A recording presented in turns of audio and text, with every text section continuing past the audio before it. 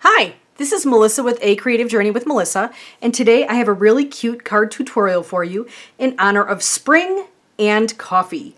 Now, if you're wondering why I'm saying spring and coffee, it's because I am participating in this unbelievable hop. It is a spring coffee lovers hop, and if you love coffee and you love spring, you are going to definitely want to check it out. There are tons of amazing sponsors and awesome prizes up for grabs, and you can even participate by creating your own spring coffee themed project, and we would love to see your participation. Whether you're hopping or you're creating or you're both, there are tons of prizes, and it is all the way until this Friday, so you have plenty of time to hop along and create and just really enjoy this fantastic hop.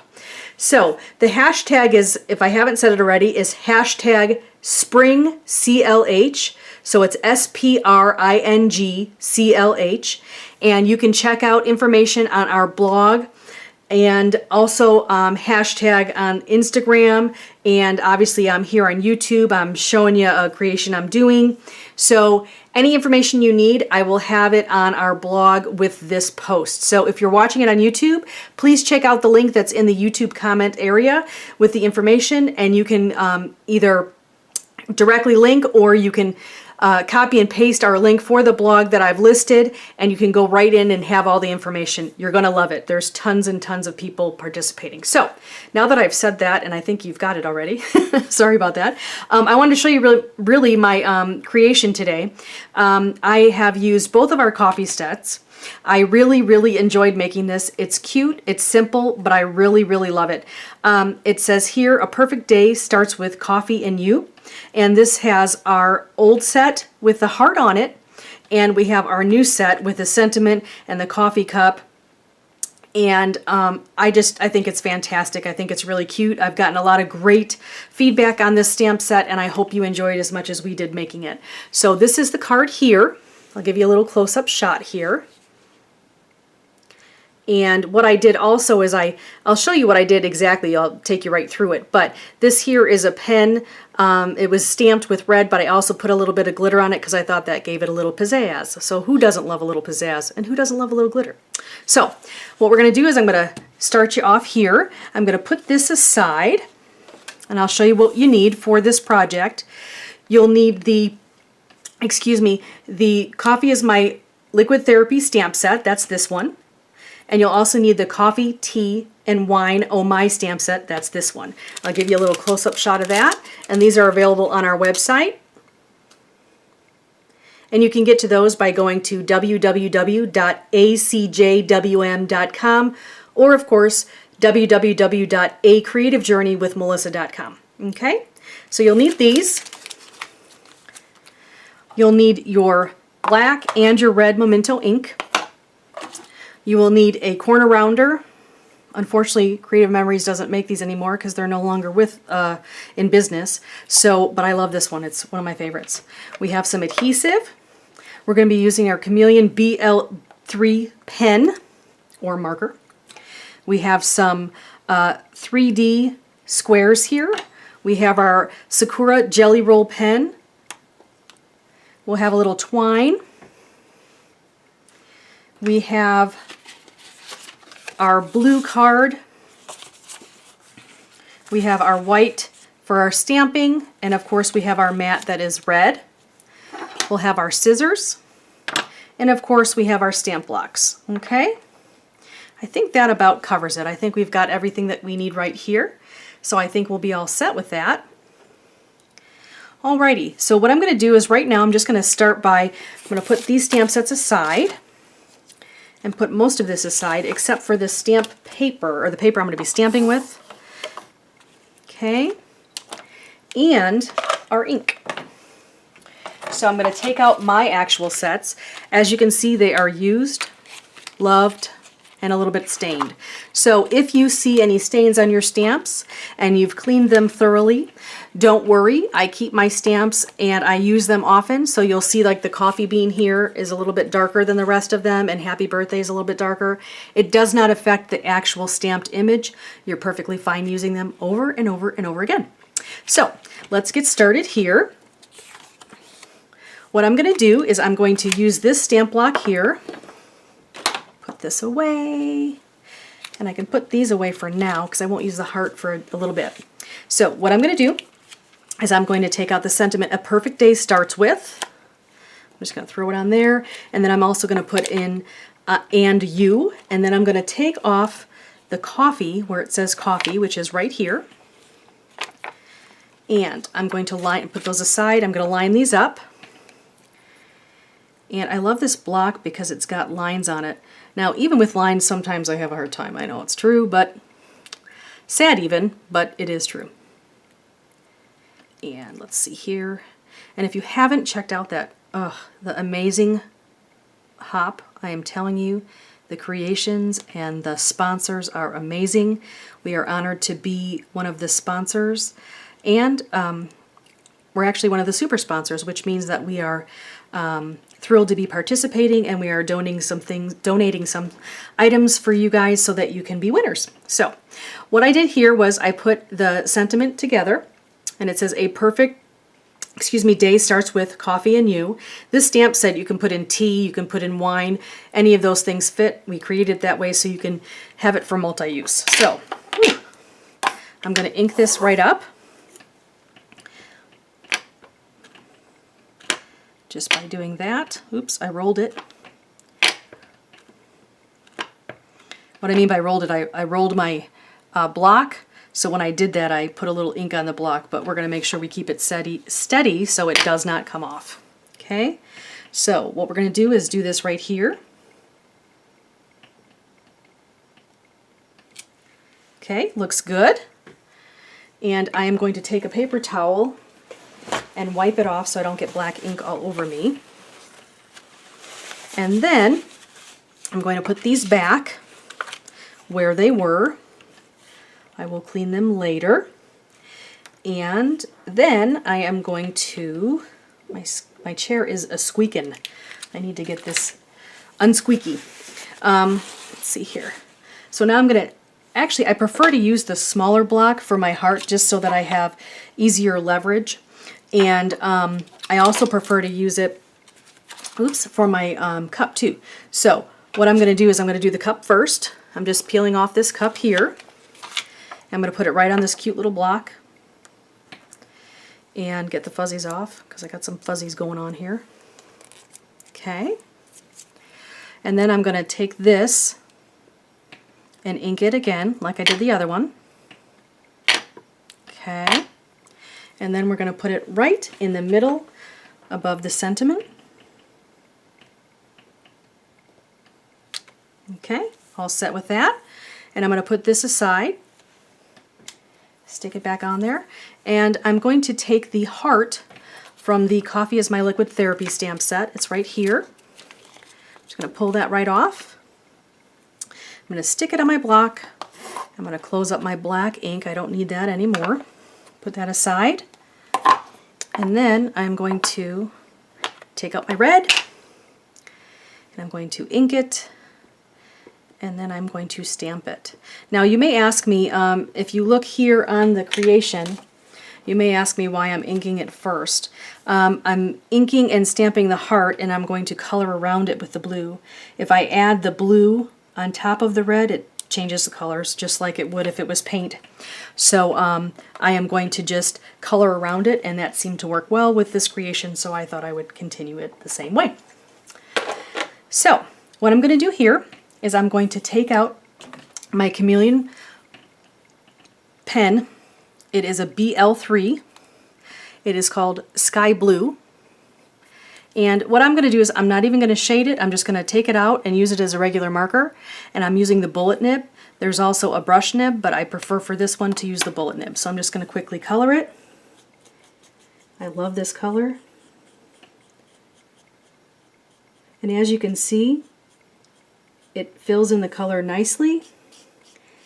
And it's really smooth and easy to use. Now, I don't know how most of you color, but I will tell you that I learned how to color from my grandmother, my dad's mom. I remember her specifically telling me to outline all of the coloring things that I would do and then fill it in. And you know, I've been doing that forever. So I'm not sure if there's another way to color, but that's the way I know how. So if it's wrong, I'm sorry, but I'm not sure if I should be teaching a new dog old tricks. That's not what I mean. An old dog new tricks, or if I should just keep doing what I'm doing. But it works, so that's what I'm going to do for this. Okay? So we're just coloring this in. And because it's alcohol markers, you'll see that you'll get like kind of almost like a watercolor effect. I love the watercolor markers. I love alcohol markers. I love playing with paint. I love using watercolor pencils. There's all different kinds of things you can use. I personally love using the chameleon markers. They are cost effective, much more cost effective than the Copic markers, just because you get a whole set of 20 plus a blender pen and a detail pen for under $100.